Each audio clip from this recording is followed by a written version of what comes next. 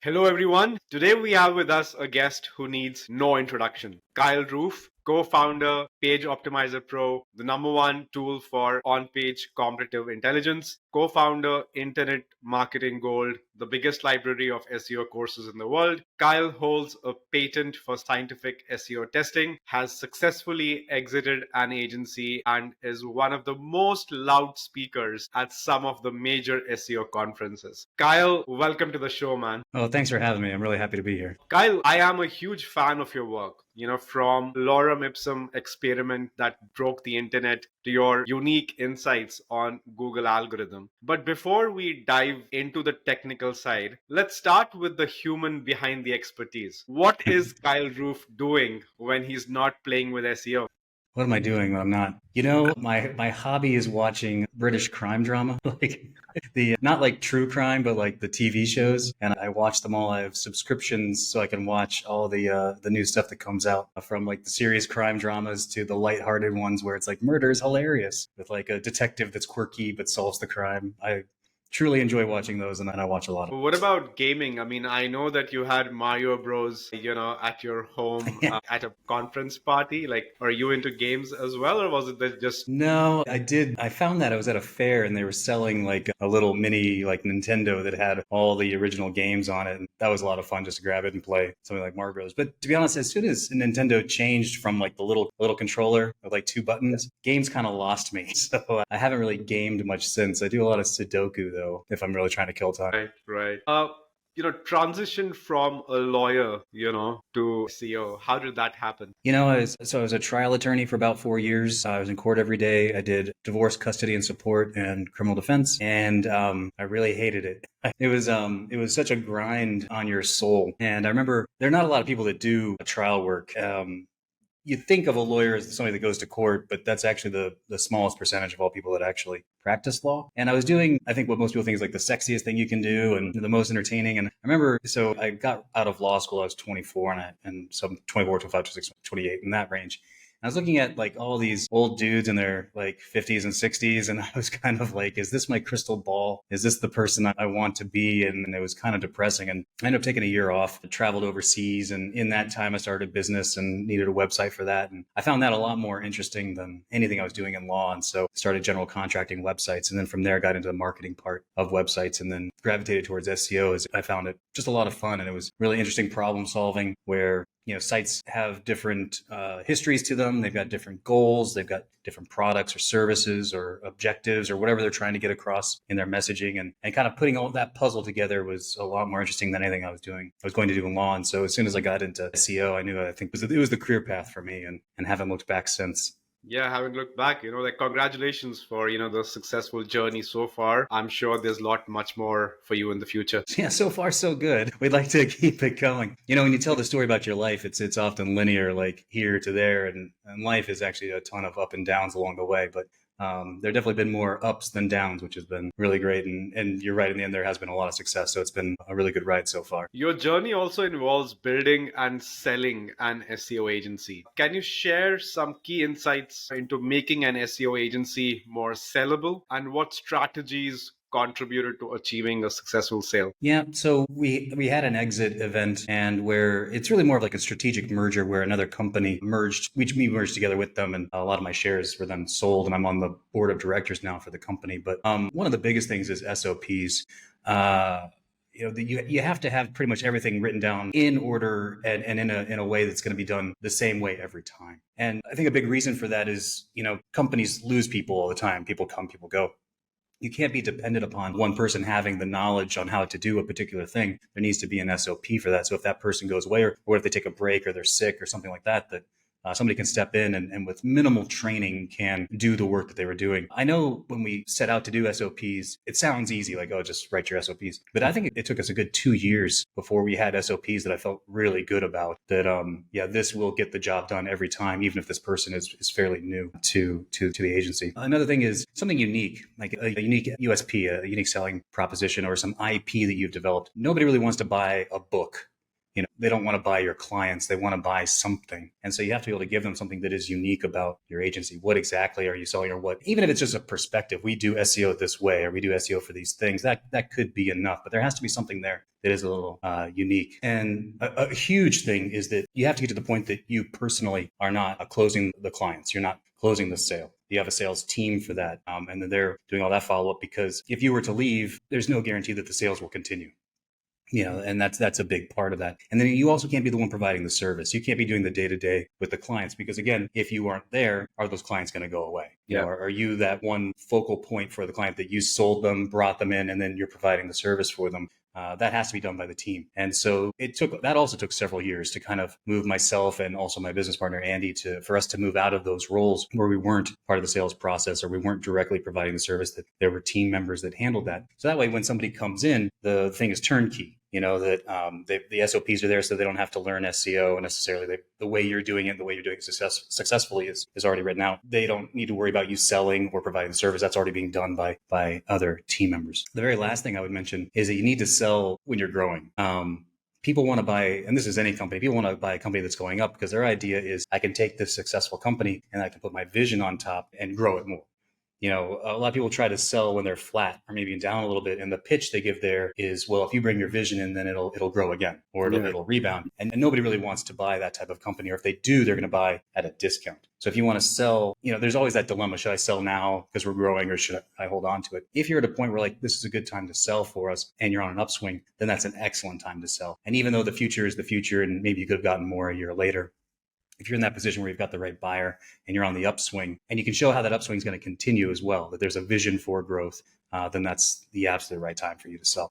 Well, thank you so much for those insights. PageOptimizer Pro, how did that happen? What are some of Pop's unique features that differentiate it from other on-page optimization tools? That came out of a need from the agency. We wanted to do good on-page SEO. We were actually using a tool at the time, and by a very well-known company, and they changed their tool. And they changed the thing that we were using in particular to benchmark our optimization. I actually reached out to them and said, hey, I'd like to roll back to a previous version of this tool. And they're like, that can't happen. I was like, can I buy it? Can I buy just that and I'll just run it locally? And they said, absolutely not. And the thing that was annoying was, I was like, well, if you don't use it, I'm going to use it. Can I pay something for this? And they're like, no. And I was like, well, then I think we need to put something together that's ours. And so it came out of that need to do on-page. And also there was a real internal need, because the tool we were using, we were having success with, no longer existed.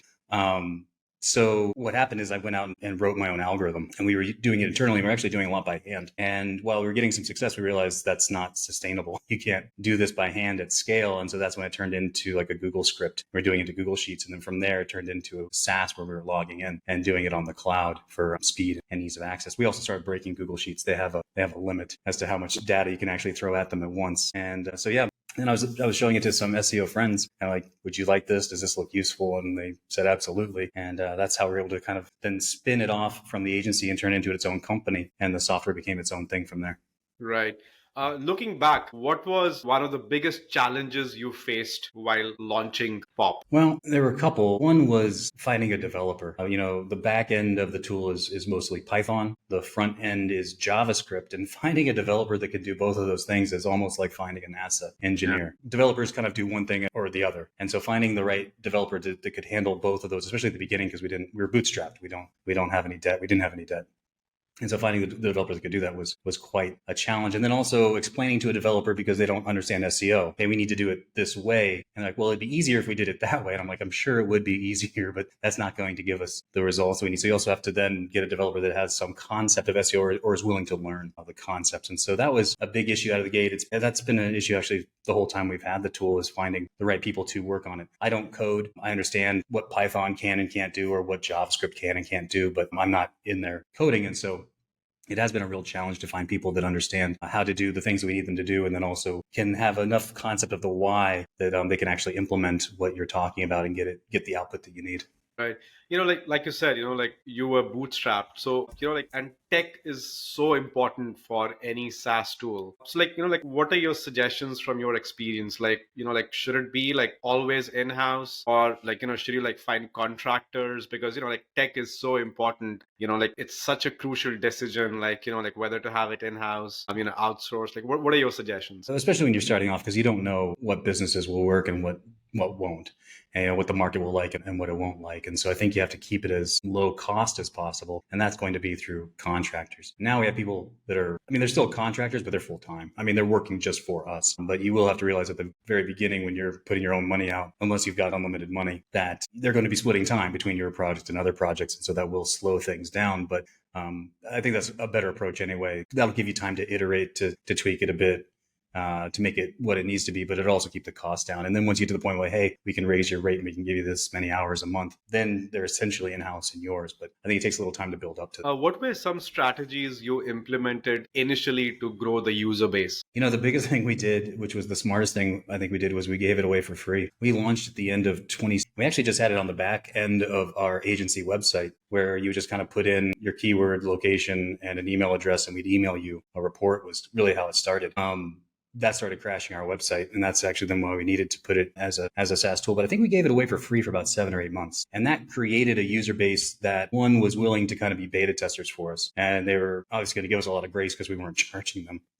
But then once it got to the point that, hey, the server cost is kind of expensive, we need to start charging, everyone was cool with that. You know, they had no problem at all because they understand, yeah, there's a cost associated with these kind of things. So initially we switched over to like one report was $1 or something like that. And that first month, it was like June 2018 when we launched, we pulled in $20. And it blew my mind. And I was like, that means that there were 20 reports run in a month. And that was a staggering number to me. I was like, I can't believe that. And still the price was at a price point that people were still, you create brand ambassadors is what you do. You know, people are using this, it's cost effective. They've been using it for free. They're happy to tell other people about it. And so it kind of gets this organic growth. And to be honest with you, that's still been our main source of marketing is through word of mouth. You know, me doing like podcasts and YouTube shows like this to kind of spread the word, but then also people using it and just telling people, hey, this works, check this out. And while we're not $1 a report now, we're not too far away from that price point, to be honest, because we really tried to keep the price point where you don't have to choose between our tool and another tool to get your SEO done. But we also remember when we were, you know, really hustling and we couldn't afford a couple $100s a month on an SEO tool. And so we wanted to give enterprise level data at a price that wasn't enterprise level. And so we've really tried to stay true to that in our pricing model, that I think we are the cheapest, our most cost-effective tool on the market today. Right. You know, how do you, like for a SaaS business, how do you decide that pricing model? Like, you know, like what factors, you know, should influence that decision? At first, you're just making it up, right? Because the biggest thing is you don't know how much it actually costs on your end until you do a lot of runs. Because there are certain fixed costs, like you'll use a server for this or that, and there's a fixed cost there up to a certain amount of usage. But then there are other costs that grow as you use an AWS, for example. If you're using their hosting, it'll scale with you. But even knowing what that scale might be, it's hard to know exactly how much things are going to cost or how much people are going to use the tool, for example. So you kind of have to fly with it initially and then try to then get a good number, a good handle on like what your cost per is. And then from there, that's how you can figure out like how many credits you can give or how much access you can give at certain price points. But, you know, you have to think at a minimum, you do kind of need a 3x whatever your cost is to really even be competitive. You know, so that the tool can handle fluctuations or your service can handle fluctuations in new clients or within churn and stuff like that. So whatever your cost is, you have to at least 3x that and then kind of work from there on numbers. Right. What is the one myth about on-page optimization or SEO in general that you would like to clarify for our listeners? You know, this actually comes up a lot with people who are newer to SEO and using PageOptimizer Pro is in word count or what words Google is looking at. We'll hear a lot of people say like, you know, I'm in WordPress and WordPress says I only have 500 words here, but Pop says my page, clearly Pop is wrong. Or they'll be like, I wrote in a Google Doc and there were only 500 words and Pop is saying there are 2,000. But the thing to understand is that Google's looking at more than just the words that are on the page. There's maybe words within the code that Google's going to be looking at, even though that's not visible to the user. And so all of that is considered. And that's actually, I think, an edge that Pop gives because it's difficult to explain. I think a lot of tools have stopped doing that, or some tools were doing that initially and they've stopped because it is a difficult concept to explain and people just complain. Or some people don't complain, they just don't use the tool because like, oh, clearly these numbers are wrong. But I think that's an edge also that we give is that we're giving you more of a true word count and we're considering things that Google is actually considering within optimization. So it's a real big myth that Google's only looking at the words, say that you're putting into a WordPress editor. There's a lot more going on that page that Google's looking at and it's going to consider in your word count and will count towards your word count, but then also will count towards different signal areas or different factor areas that Google's considering. Right. Well, I know, like one has to use POP to look at all the features. It offers a lot of unique features. But, like one feature which, I was very interested in, and I would like you to at least give some insights. I know we are short on time and, you can go on, but at least tell us a little bit about, how to basically, improve your EEAT using POP. Sure. I think we are one of the few tools that actually has an EAT feature. And we've had it since, I was trying to remember when we launched it, but it was probably 20, I think, somewhere in there that we got the EAT tool in there. And what we're looking for are signals that a bot can find so they can really trust your page and your site more. And these come on things that we've identified from like the quality rater guidelines that Google puts out to talk about what is a trustworthy page or what is a trustworthy site. And so we go through the page and we look at your competitors and what signals they're putting out. And we look at your page and what signals you have there. And then we let you know, like, hey, the vast majority of your competitors have these 3 or 4 signals and you're missing them. And they're often pretty low hanging fruit. They're things that you should probably do for a website anyway to show that you are trustworthy. And, you have to think about from a Google perspective, they want to put sites in where they know who's responsible for the content and who is responsible for the website. And that's a lot of what these signals are, is like, if somebody has a question or somebody has an issue or somebody followed your advice and they were hurt, or something went wrong, how can they get redress for that? And so there are a lot of signals in there, like, do you have a privacy policy? Do you have a returns policy? Do you have multiple ways that people can contact you? And so those are some of the things that we're looking for within the EAT tool to help people identify if they're in the correct range. An important point on EAT, though, is that getting those things on your site isn't going to improve your rank, but it's going to help you keep your rank when Google checks for those signals. And so it's kind of like, once you've invested all that time and effort into SEO, you want to make sure you keep the rankings that you've earned. Once Google decides, like, okay, now this site's kind of taken off, should it be here in the first place? You want to make sure you've got those EAT things covered. One of the nice things about the EAT tool too is you only need to run it a couple of times. Like, you have the option of running it on every run if you want, but that's really not necessary because it's going to be consistent across all of your pages. So once you kind of dial it in on a page or two, you probably don't need to run it again, which is nice. It's sort of a, let's see where we are, let's get that fixed, and then you're probably good to go after. Right. What form of content have you seen work best last year? What are you focusing on more? Well, a really important thing in SEO is that the secret is hiding in plain sight. Google shows you the sites that it likes. And so POP really can't lead you towards like the type of page or the type of content, but it's going to give you recommendations. What you should really do is look at those recommendations and look at the pages that Google is rewarding. And that's going to be different keyword to keyword, niche to niche. Google could be putting product pages in the SERPs, or they could be putting category pages, or they could be putting long form articles. What you really need to do before you start writing that page or going into your optimization is making sure that you're giving Google the type of page that it wants. And once you've identified that type of page, then it should be pretty easy to hit the benchmarks, or the recommendations that POP will give, because they should match. Then like, okay, it's this style of page. It's a long form article that's got 3 words on it. So it makes no sense to try to optimize a single product page, because that's not the type of page that Google wants. And it's impossible to get 3 words on a single product, right? So the content that you want to focus on is the content that Google wants. And you're not going to teach Google anything new. You're not going to go out and like change its opinion on something. Whatever those pages are that Google's rewarding, that's what you want to give it. And then that's going to be your most successful. Right. With SaaS businesses, one issue which always comes up is how much of client feedback to actually take and implement and how much not to, because you have, let's say, 100 clients, everybody will have their own inputs to improve the tool. So like any strategy or tips on how to handle those situations and what to do and what not to do. Yeah, that's a great point, because you could have something that it seems like a really good feature or a good idea, and you implement it, and out of your user base, you only made 2 people happy, or 2 people are using it, and then it costs money to develop these things. One thing that's been really beneficial for us is that I do SEO, and our lead product developer, she does SEO, and then also we talk to the agency people a lot that are also using the tool, and so a lot of the features that we end up developing are things that we need to use to do better SEO. We do take a lot of client feedback into consideration. A big thing is ease of use, especially for users that are not as SEO savvy, that they're not used to looking at spreadsheets, for example, all day. They're used to running their business and how they run their business, but doing analysis through a spreadsheet is not always the easiest format. And so really technically is a spreadsheet if you think about it. We've tried to spreadsheetify the design and to make it more ease of use. And while we still get some complaints that it's clunky, and I don't necessarily disagree with a lot of those points, each iteration of the tool that comes out is certainly easier to use. Like if you use the tool 2 years ago or use it 6 months ago, it looks completely different now. And each time we update the tool, even with like a new feature, we're also usually updating something on the ease of use side. So a lot of the feedback we get from clients or from users is on ease of use. And that's really what we try to implement as much as we can.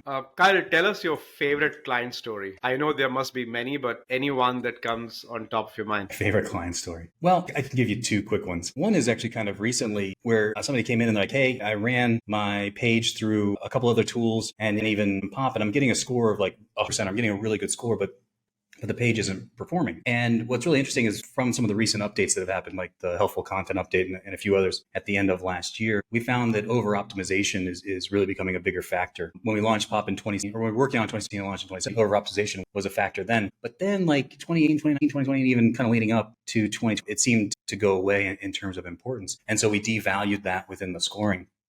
Something that we're able to do within Pop is we can adapt because we have our own algorithm. We write our tool is our tool. We're not using somebody else's recommendations and repackaging them. We're not using an API to repackage our recommendations. And so actually something that we've been able to do, and this comes actually from feedback and some user pain points, is that we now have a toggle where you can include over optimized terms into the score, and you can see where you might actually need to adjust your score to be more competitive. And that's really just based off of some feedback from users, but then also kind of what we've been seeing in the SERPs and kind of how Google has changed. We've been able to change with them. That led us to another thing that we've just launched called a keyword precision tool. Google shows you the sites that it likes, and it likes those sites because of their on-page or their off-page or a combination of the two. And that gives you a roadmap for what you need to do for a particular keyword. But because there's that off-page element, not all the sites you're looking at usually always have the best on-page SEO to build that roadmap out of. And so while we were building kind of that toggle for over optimization, that led us into doing keyword precision, where we can actually go through and find the sites that look like they've done the best SEO. And then we can create a roadmap off of that and provide that for no additional cost. If somebody wants the keyword precision, like these are the best in order to build, the recommendations off of, we can do that. And so that all kind of led from just good interaction with users. And that was a lot of fun. I've been working on that in the last month. And that to me was a lot of fun to work on. That was a good problem to solve so that we can provide something that becomes more and more useful. On the client side, back in 2018 is when I started experimenting with silos and virtual silos. And we had this client that came to us and they had 10 target pages and they were really competitive terms. And they were kind of the terms that only get like 20 searches a month. So like if they could get one of these clicks, it's huge for them. And they had like, depending on whatever metric you like, they had a DA of 0, or their domain score was 0. We're looking at these pages and we're looking at they had these blogs, and the blogs were actually getting some action, and they had this really great content that they've been writing over a span of like 3 years. It was excellent content. And so we were experimenting with virtual silos, and I was like, how about we divvy up these blogs and we put them into virtual silos to support individual target pages. So that's what we did. So we thought, okay, these 5, they're going to support this target page. And then we redid the internal links, the links within the body to point to those target pages. And we did that for all 10. And within about 2 months, we had 8 of those 10 on page 1. And really not tweaking too much else out. So it took us a long time because we're doing this by hand and we're implementing it and watching it, but it was a wild success. And then they fired us in month 3, and they said they fired us because we didn't do anything, that we didn't do any SEO. And I was like, what are you talking about? We did SEO. We optimized these pages. We optimized the internal structure and pushed it in. And they really couldn't see it. And they're like, well, no, we could have done that. I was like, well, of course you could have done that, but you didn't have the expertise. And that's where we've been running all these experiments on. Yeah, we've been running all these experiments on silos when we think this will work, and we implemented it, and it worked great, and they got the results they wanted, but apparently we didn't do SEO, and so they let us go.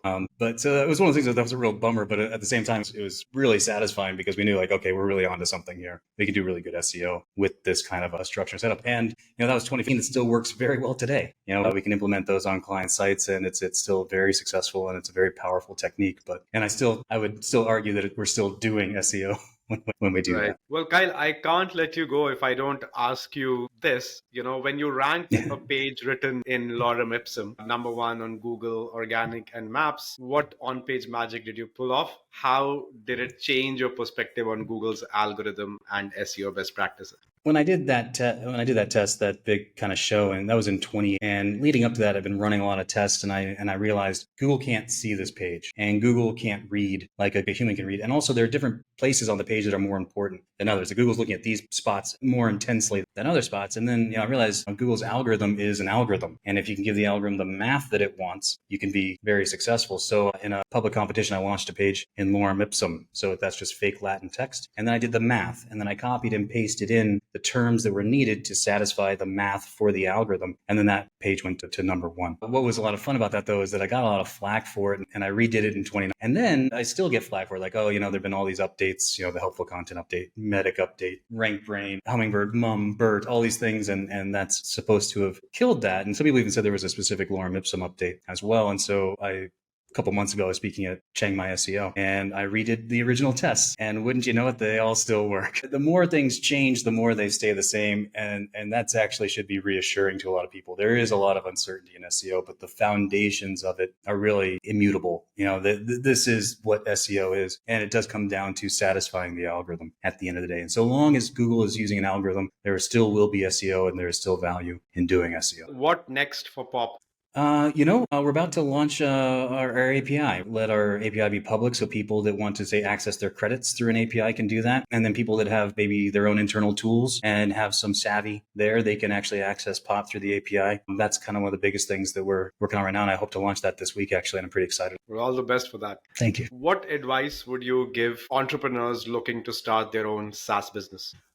Solve your own problem, I think, is one of the biggest things. We're able to grow and develop the tool because we use the tool. It's something that these are problems that we need to do on page SEO. And so we're able to continue to use the tool and iterate the tool to meet our needs, because our needs are pretty much what the user base needs are. I think one of the first things you want to get into is solve a problem that you have, that you understand. And if you can solve that problem and you can charge $10 to $20 a month for it, that's kind of a no-brainer price. Other people will pay that to get that problem solved, even if it's a very simple solve, but it just makes their lives so much easier. You can offer it at a price that's quite low. It's really just no-brainer for them to do, then yeah, they will totally do that. So I would, especially as a first go, once you kind of get a feel for how SaaS, I think you could branch out maybe a little farther away from there, but I still wouldn't go too far from the things that and solve the problems that you have. And I think you could do pretty well within the SaaS business. Well, Kyle, I will not let you go before I play a quick rapid fire round of 3 to 5 questions. Okay, let's do it. I'm ready. I don't, by the way, for people that are watching, like a lot of those questions, like this is a good YouTube show podcast because you get the questions in advance. You can think about them a little bit, but I don't have these questions. So we'll see what happens in the rapid fire round. Your number one New Year resolution. Oh, my number one New Year's resolution. So in the last few months, I've dropped about 8 kilos. I want to drop about another 8. So we'll put weight losses as the number one resolution. Right. Early mornings or late nights? Late nights. I'm a night owl. I can stay up late and work, and I often get a lot of inspiration when I'm working late. Kind of coming up with ideas or problem solving usually happens for me later in the night, and so I'm a late night person. A song that you can never get bored of? There's a band called Cake. They were from the late 90s, early aughts, and there are a few albums on there that I can put on forever. There's also a band called Built to Spill from the late 90s. They have an album called Keep It Like a Secret. I can put that on a loop, or pretty much anything by Rage Against the Machine will work as well. If a movie was made on you, what genre would it be? I don't know, but I think I want either Joshua Jackson or Jack Black to play me. So if it's Jack, it's got to go a little more comedy. If they get Joshua Jackson to sign, it'll probably be more of a drama. So your last Google search, if you remember. Oh, it was motivational basketball quotes. I did it for a person who was having trouble with a page that they were trying to rank. Right. Well, I found all the quotes are from Kobe apparently, or LeBron James. Well, Kyle, thank you so much for your time. It was lovely having you. We wish you all the best with Pop and everything else you do. But thank you so much for the wonderful insights you gave us. Thanks for having me. This was a lot of fun.